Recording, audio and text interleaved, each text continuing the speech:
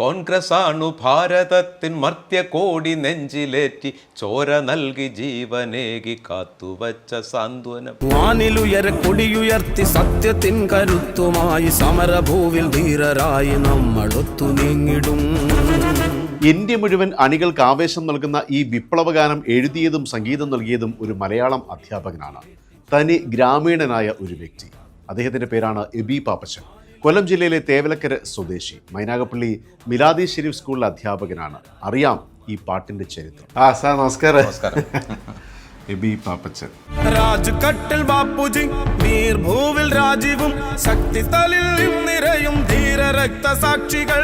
രാജ്കട്ടിൽ ബാപ്പുജി വീർഭൂവിൽ രാജീവും ശക്തിസ്ഥലിൽ നിറയും ധീര രക്തസാക്ഷികൾ. നിണമണിഞ്ഞ വഴികളിൽ ഞങ്ങളുണ്ടു പിന്മുറ, നിങ്ങൾ തൻകിനാക്കളല്ല ഞങ്ങൾ സഫലമാക്കിടാ. എങ്ങനെയാണ് ഈ പാട്ട് സംഭവിക്കുന്നത്? എങ്ങനെയാണ്? കോൺഗ്രസിനെ സംബന്ധിച്ച് ആളുകൾക്ക് ആവേശം നൽകുന്ന പാട്ടുകളുടെ ഒരു അഭാവമുണ്ട് എന്നെനിക്ക് മനസ്സിലായി. ഇടതുപക്ഷവുമായി ബന്ധപ്പെട്ടിട്ട് സിരകളെ ത്രസിപ്പിക്കുന്ന ധാരാളം പാട്ടുകളുണ്ട്. കോൺഗ്രസ്സിൽ പലപ്പോഴും ഈ പാട്ടുകളൊക്കെ പാരഡി ഗാനങ്ങളും ഒക്കെ ആയിട്ട് മാറിപ്പോകുന്ന ഒരു സമയമാണ് ഉണ്ടായിരുന്നത്.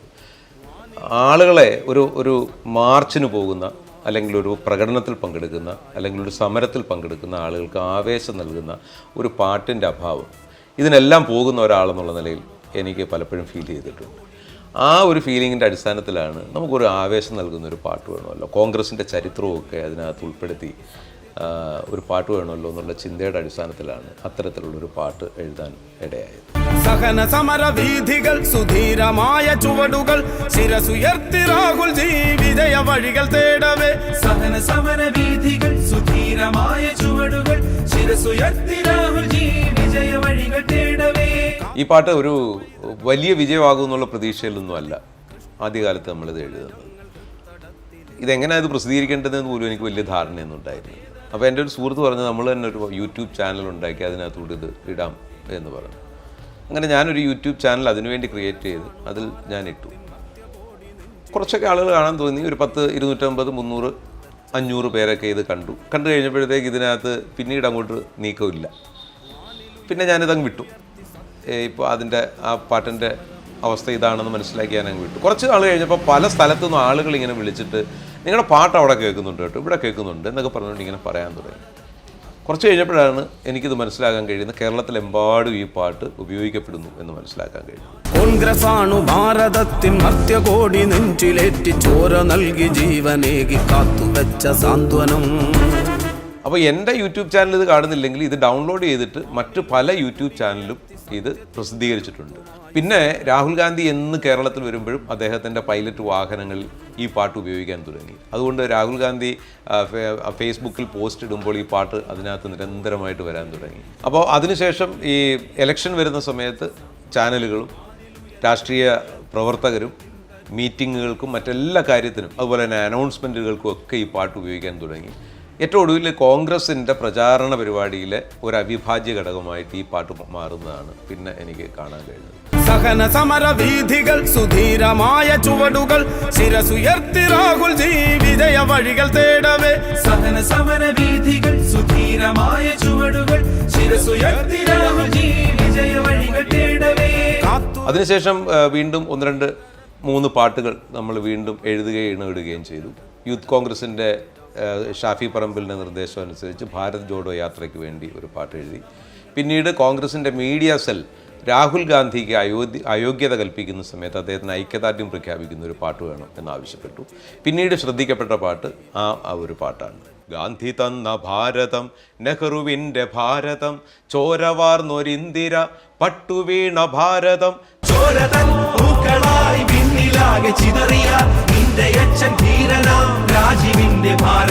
ശിരസുയർത്തി നിൽക്കുക ധീരമായി മുന്നേറുക ഒറ്റയല്ല രാഹുൽ നീ ഒപ്പമുണ്ട് ഭാരതം ഒറ്റയല്ല രാഹുൽ നീ ഒപ്പമുണ്ട് ഭാരതം ഒറ്റയല്ല രാഹുൽ നീ ഒപ്പമുണ്ട് ഭാരതം നിൻകനൽ വഴികളിൽ ഞങ്ങളുണ്ട് കാവലായി. ഗാന്ധി തന്ന ഭാരതം നെഹ്റുവിന്റെ ഭാരതം ചോരവാർന്നൊരിന്ദിര പട്ടുവീണ ഭാരതം.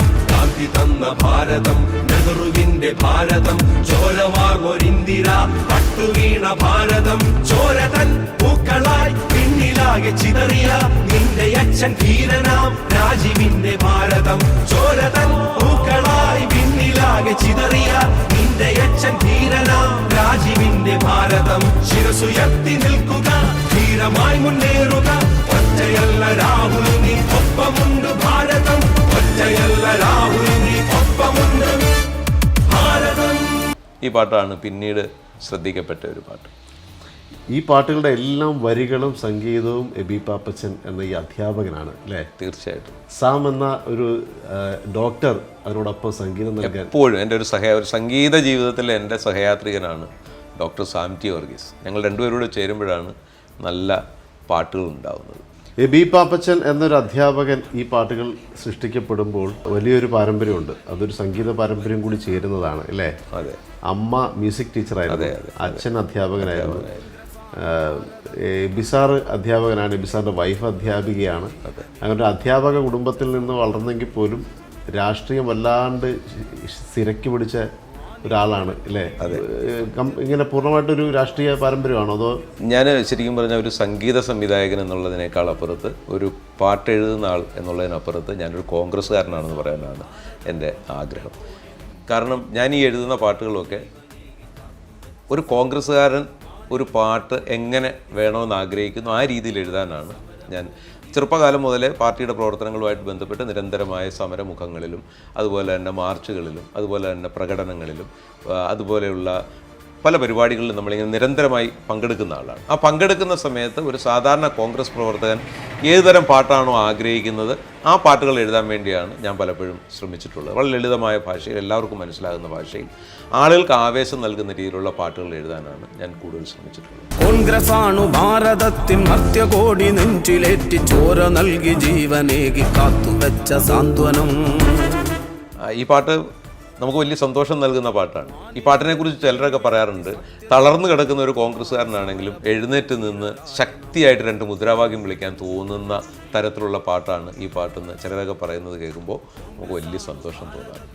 ഇത്തവണ കോൺഗ്രസിൻ്റെയും UDFൻ്റെയും അണികൾക്ക് ആവേശം നൽകുന്ന ഒരു മനോഹര ഗാനം ഇന്ന് റിലീസ് ചെയ്യപ്പെടുകയാണ്. ആ പാട്ട് ഇതാണ്. കേരളം ജയിക്കണം, UDF നയിക്കണം, കേരളം ജയിക്കണം, UDF നയിക്കണം, വികസനത്തിൻ പുതുവെളിച്ചം നാട്ടിലെങ്ങും പുലരണം, നഷ്ടമായ നാടുകൾ തിരികെ നാം പിടിക്കണം, ഇരുടുമൂടും അന്ധകാര ശക്തികൾ തുലയണം, നിരാശ പൂണ്ടൊരമ്മതൻ കണ്ണുനീരുണങ്ങണം. ഈ ഒരു പാട്ട് ഒരു ചരിത്ര വിജയമായി തീരുമ്പോൾ എനിക്ക് മറക്കാനാവാത്ത ചില വ്യക്തിത്വങ്ങളുണ്ട്. ഒന്ന്, പ്രശസ്ത ചലച്ചിത്ര പിന്നണി ഗായകൻ, നാടൻപാട്ട് കലാകാരൻ കൂടിയായ എൻ്റെ പ്രിയ സുഹൃത്ത് ശ്രീ മത്തായി സുനിൽ. മറ്റൊന്ന്, എൻ്റെ കോളേജ് കാലം മുതലുള്ള എൻ്റെ പ്രിയപ്പെട്ട സഹപാഠി ശ്രീ ബിനു സരിക. പ്രിയപ്പെട്ട ശ്രീ ഡോക്ടർ റിജോ സൈമൺ. ഇവരെ ഈ സമയത്ത് ഞാൻ ഹൃദയപൂർവ്വം സ്മരിക്കുന്നു. എൻ്റെ ഈ പാട്ടുകളെല്ലാം റെക്കോർഡ് ചെയ്തത് ശ്രീരാഗ് സ്റ്റുഡിയോയിലാണ്. ഈ പാട്ടുകളെല്ലാം റെക്കോർഡ് ചെയ്യുന്നതിന് വേണ്ട എല്ലാ പിന്തുണയും നൽകിയത് റജി ശ്രീരാഗ് എന്ന് പറയുന്ന എൻ്റെ ആത്മമിത്രമാണ്. ഈ പാട്ടിൻ്റെ വിജയത്തിൻ്റെ പിന്നിൽ അവർക്കൊക്കെ തുല്യ അവകാശമാണുള്ളത്. അവരെല്ലാം കൂടെ ചേർന്നപ്പോഴാണ് ഇതൊരു മനോഹരമായ ഗാനമായി മാറിയത്.